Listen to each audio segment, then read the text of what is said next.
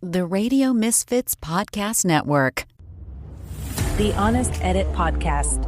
Unpacking the truth about life's messes, one honest conversation at a time. With your host, Scarlett, the no-fluff, get-it-done mindset coach, and Holli, your go-to for all things practical, balancing chaos with compassion. Welcome back to The Honest Edit. Today we're going to talk about the Great Purge. Yeah, why we're so bad at letting go.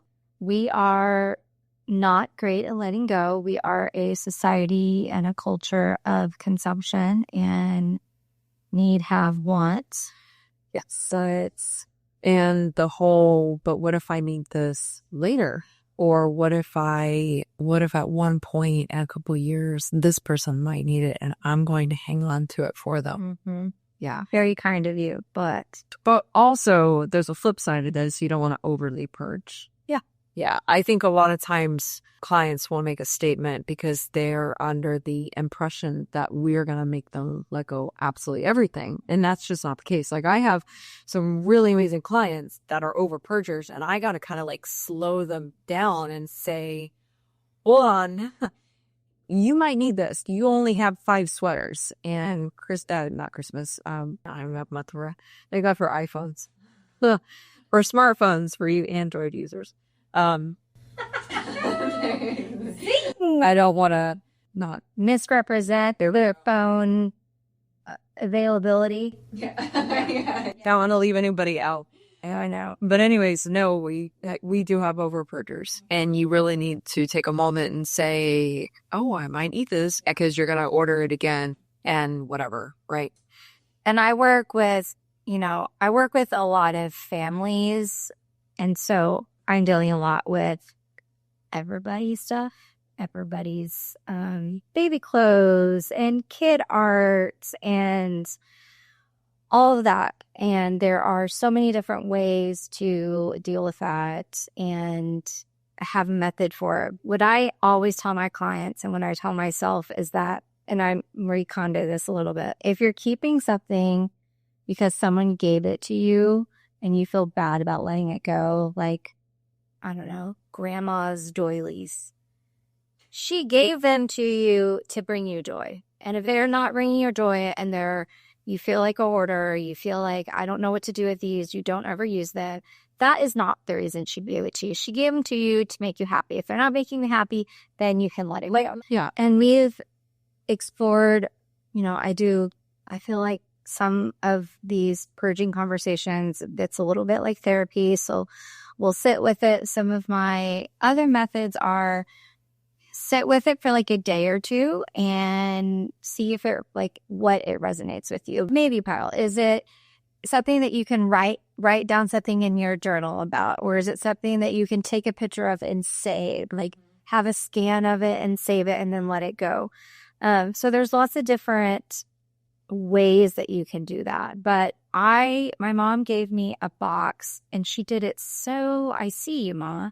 She did it so slyly. Parents have a way of giving you your crap. Yeah. That you didn't want in the first place. So she left a box. She came home, brought kiddo home, and she's like, I left a box on your porch of your stuff. And I was like, okay, cool. And I go out there and it's freaking baby clothes. And I'm like, it was her memories that then she put down on me. Yeah. And, she knows that I'm going to go through it and do whatever. So I let it sit there for a day or two. And then I went through it. And there was actually some like really cute vintage, like a Mickey Mouse shirt or whatever. I'm like, okay, maybe one of my girlfriends wants this. So I pulled out what I thought would be cute for another little one. And then I donated the rest. Yeah. I threw some of it away too because nobody needed it. I think we really got into a society where we feel like we have to hold on to things because someone passes away, or we feel like, oh, this is a memory of when we were in this sort of time period or whatever. And it's okay to have memories. And I'm really going to deep dive into my past here, but I lost everything that I owned when I was 20 years old. My apartment burned down. And so that and I used to be a person where I really liked to hang on to items. It brought me joy. But that was an eye-opening, unfortunate, circumstance. For me, that kind of set this whole trajectory into how I operate today. That just stuff. A lot of it I don't even really remember because it's been gone for so long. And sure, was there an item or two where I really would have held on to it and it would have been important to me? Absolutely. Obviously, that's what makes it so unfortunate. But at the end of the day, if I look at it in an overall, I'm not dying because I don't have those items. And it's really something that does kind of help me balance out a bit in my life. I'm not saying everybody has to like go through that, but it's just something to kind of think about and be intentional on. In 20 years, am I really going to care? Right. In 30 years, when I pass this to my kid, are they really going to want this? That has been a highlight this year for me, is I've had more clients than usual that are downsizing, or grandma's moving into their home, or their kids just left and they're empty nesters. I feel like I've had more and more clients, so I've been going through this more often. And also like senior moves, like a family member moving into like assisted living, and like, oh, there's a whole house full of stuff. So when my grandparents passed away on both sides, my grandparents passed away around the same time for my mom and my dad. So we had 2 households, and it was a lot. And so my mom going through that and seeing how hard it was, I think that's why she left me the box. She's like, this is yours. I don't want it in my house. Because she's being very mindful of what she's leaving behind and what I'll have to go through since she had to. So that's been a highlight too. And I've done a few senior moves into assisted living. And I'm not saying that like you don't need everything, but you don't need a lot of the stuff. And so my method is we have a maybe box. We have a box of like, the sun is important to me. And it's just like a homework box. So it just kind of sits there. You look with it for a little bit, like a week or two, like until the next session. And then you decide, yes, I want to keep this. No, I don't. I took pictures of this and I got rid of this, or this is going to go into like the core memory box.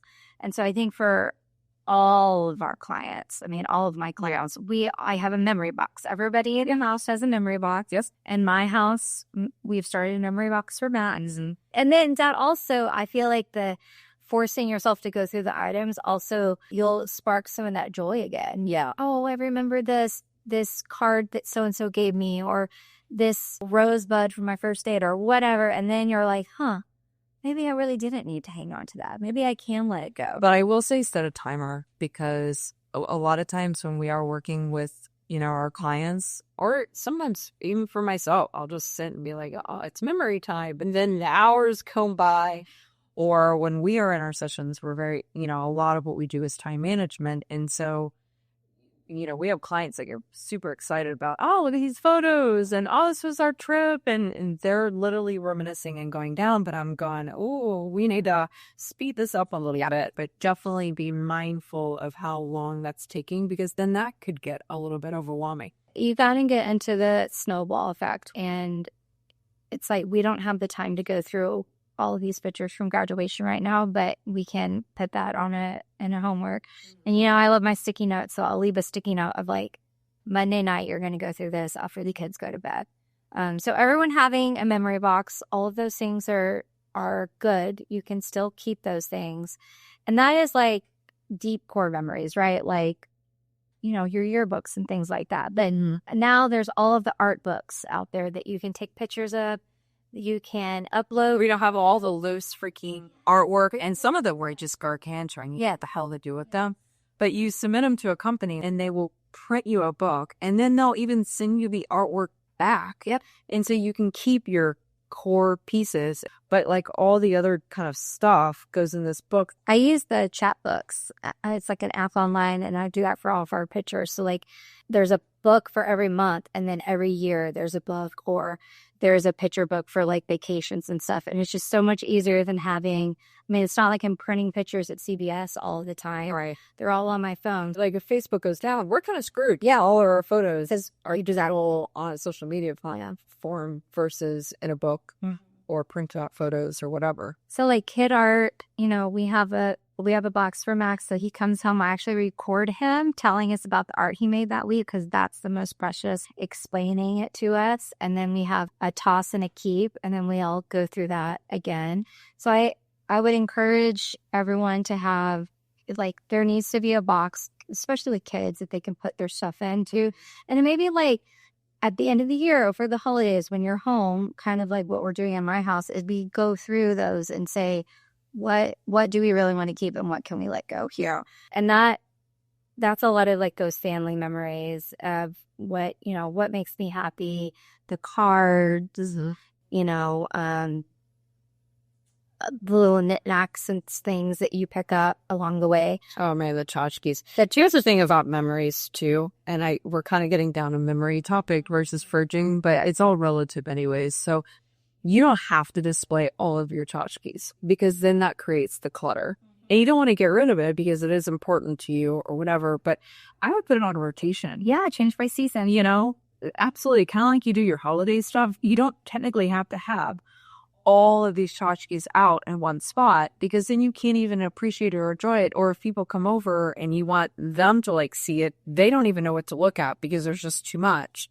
So if you just take some decor bins or tchotchke bins or memory, whatever you want to call it, and just put it on rotation. Yeah, I literally just did that for a client last week because she does have a lot of items and she really, truly enjoys them all. She has a story for each and every single one of them that she does share. And I love that. I love how she gets a little twinkle in her eye and she gets so excited. And I go, you know what? Okay, you're not going to purge these items and that's okay. But we can put them in a stored place in a bin where they're safe and they're wrapped up and we can really quickly identify on what that is and we'll just do the rotation there. Every quarter or every season or every holiday or every whatever it is. Yeah, that makes sense for you. Bring it back out. And then, you go through and you're kind of restyling. Yeah, I want to know, do you have tchotchkes that you collect? So I literally for myself have a memory bin and it's from 0 to 40, because I'm 40. So that's it. That's what I have. And my husband, who's oh so wonderful and I love him dearly, is more of the tchotchkes person. Like they'll go on a trip or a guy's thing or out for the day and they pick up all these little things and they bring it home. They get so excited and they bring home this stuff. My daughter's amazing at purging. She and I have been working on purgings for years, and sometimes she can be that over-purger, and I'm going, oh, we don't really want to buy this again. So I may even put some things to the side, like a bin for her, that I know she might need these items later, or maybe she doesn't have an interest in them right now because she was too young or something, and I pull it back out and someone's like, yay! But I'm not really the tchotchkes person. Yeah, I do have a few little things, or I think for me, my thing, because everybody has a thing. I have a thing. Everybody has a thing of robust stuff. I think we've talked about Halloween for me before. We've talked about shoes before. I like entertaining. I love entertaining. And so I tend to buy things for entertaining, or being an interior stylist, I tend to want to change things in my house. And so I hang on to decorative items. But I have to be intentional of when am I going to go through these decorative bins and purge. And that's like my seasons. Yeah. Or every quarter I go through and I go, am I really going to hang up fish art again? I did like a fish theme. I don't know what the hell I was thinking, but I had a whole Africa living room at one point when I was in my 20s. It's very different from what you have now. Well, I was in my 20s and I worked for Pier 1 I worked for Pier 1. I was their store manager, and when a new truck came in with all the really pretty items, I'd go and I'd set a budget. I'm surprised I made any money from that job because I would just spend it on all their crap. And it's really not helpful that I'm an interior stylist, do stuff for clients. And then I'm going, well, I want that in my house and I want to change this. And I have other interior designers as clients and I kind of see where they kind of do the same thing. So I'm not a tchotchkes person. I do have my categories where I do like to hold on to things, but I have to stop and say, all right, it's been 4 months. Am I really going to revisit this African crap again? No. Am I really going to revisit the fish thing? Don't ask. No. So I got to let it go. Yeah. Tchotchkes, no. My husband loves tchotchkes.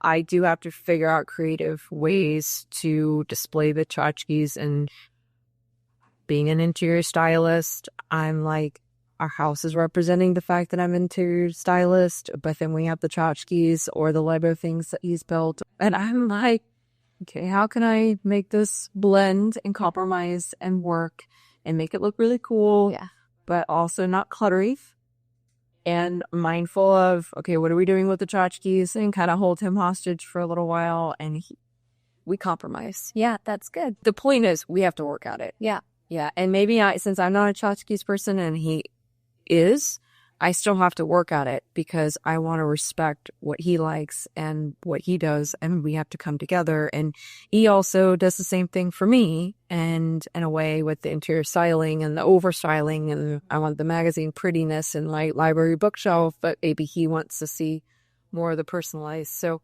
you have to work at it. Doesn't matter whose house it is. You got to work at it. You got to become creative, and you got to be intentional. When my grandmother passed away, she had an entire collection of milk glass. Where the milk would come in the glasses and be delivered, or no, like white glass with like the knobs. It's called milk glass. So there's like vases and plates.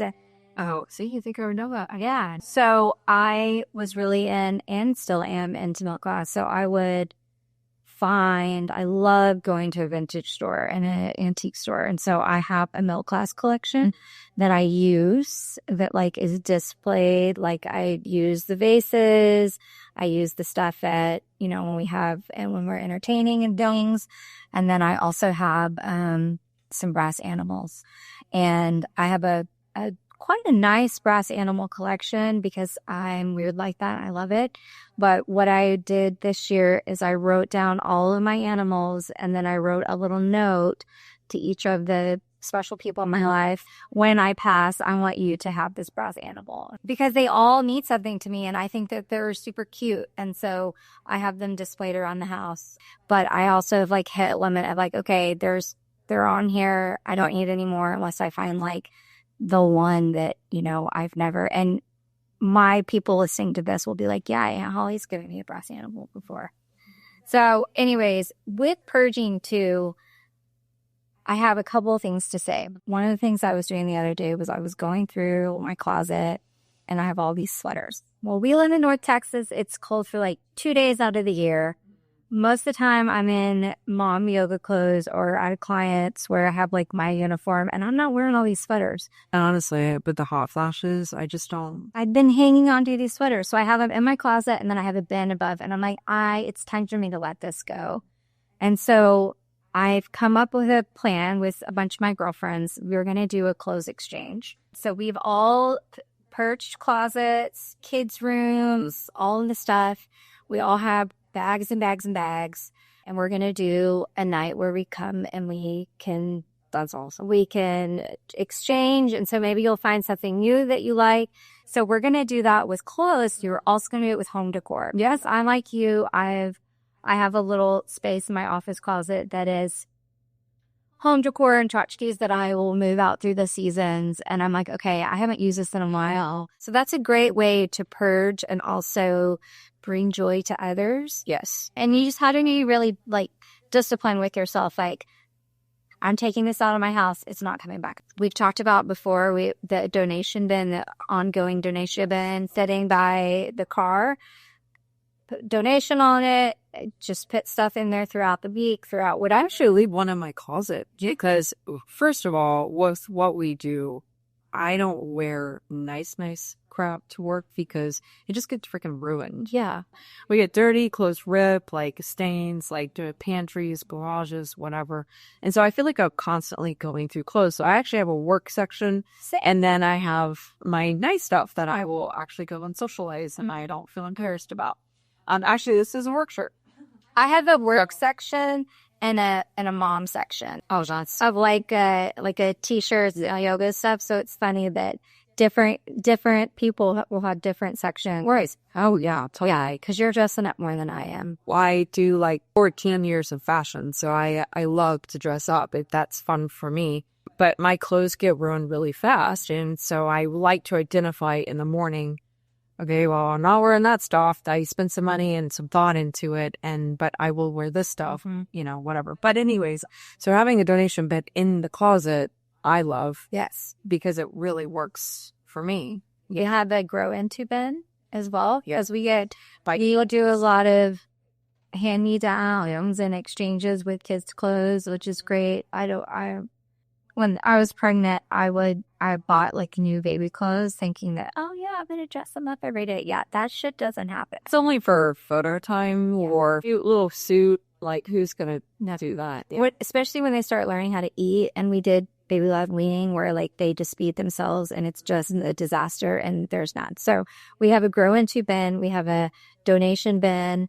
I will take stuff and take them to girlfriends that have kids. Max is kind of the oldest, so I get to do that a lot. But it really feels good to purge. And if you can just set, you're like, oh, I need to attack this space. Set 20 minutes. Go through, see what you can get done in 20 minutes. And in most cases that I find with my clients, they get excited about it. Yeah. It feels good. And again, it's the snowball and they want to do more and more and more. It's motivating. And then, you have 10 spatulas. Let's keep the best 3 spatulas and check on the throw. Unless you're like a professional chef, you don't need that much. No, just keep the best, get rid of the rest. And that way your categories things will get smaller and it'll get easier to just live life. And that kind of also is parallel with how you shop. Yes. And that can be a whole another conversation and a whole another episode, because whenever we come in and we really work with clients, sorry, the hiccups now, and we get them to where they're organized, they have a system, but then we got to look at habits. Because if you're going out and you're shopping and you're going to Costco and Sam's and you're ordering 20, paper towel rolls, but we only made space for like 8, you really do need to look at how you're operating out of that new system that you create for yourself. And that's the habits and the shopping of what you're bringing in. So it's not always about what you're taking out and what you're being intentional of, like repurposing or whatever, but it's also what you're bringing in on a daily basis. It's great it'll spoil what you just did. Yeah. Yeah. It's great to save the money on the bulk, but if you're going to bring it to the house and you don't have somewhere to put it, it's going to sit by your front door. It's going to make you mad. It's not worth it. And don't feel like if you are, and this comes up in conversation a lot, and then we can kind of bring this to a close, is that clients feel like, oh, I'm going to purge all this stuff and then what? I'm going to need it again, or I'm going to like whatever. And I'm like, well, here's the thing is that you can't find anything right now and you're over purchasing because you can't find it. And now you have 10 spatulas, or you have 20 packs of AA batteries that you really didn't need, but you need to reset and be mindful of what you're purging. You don't need to overly purge, but you need to give away the items that are broken or that you have no interest in, or you're doing a party with the girls or whatever, and you're exchanging things, and then you can set the intentions. But then out of that habit, it's going to actually save you money, 1, because you know where everything is. Yeah, and 2, you had that major reset. So at that point, you can just work out of that on your habits and be intentional, not only how you're purging, but also how you're running that new system, right, which is the shopping habits. You're not overly buying, and you can run a better schedule and save money that way, budget a little bit better, because you're finding things. And it's all full circle. Oh, man. A friend that we cleaned out his garage and he had 20 plus at every tool. Yep. Because they would get lost in there. I love you, friend. You're doing great now. But I think we had an estate sale and he made hundreds of dollars on all of the tools that he had bought forever. So yeah, if you have multiples of things, pass on the others. Right. They don't just have to go to some or whatever that you don't feel comfortable with. There are so many avenues where where these items are going. And we talked about Amber with as far as like her product stuff, but she's also like my donation queen. She will find a fantastic home for items, and it just like blows my mind. Because for me, I'm focused on so many different other things with the clients. And she comes in and she makes clients feel so comfortable about where these items are going because there's so many people that are in need. Churches, communities, shelters, women's shelters, like all of whatever. Or she just knows people offhand, and she's very good about mental noting, oh, this person needs a car seat. And then we work a project the following week, and the client's like, well, I don't want to just give it away. And I'm like, well, there's this family that really needs, And so it's like, if you know where these items are going, you're going to it's kind of like with you and your friends, where these items are going, and they're going to a good home. They're just not going to go to a landfill. Yes. Or they're just not going to go to some dingy whatever, maybe not get picked up again. Yeah. They're going to be utilized for somebody that actually needs it. Yeah. Right. That's right. And then you have less stress because you've gotten rid of the stuff you don't need. Right. Also, everybody needs an amber. Everybody does.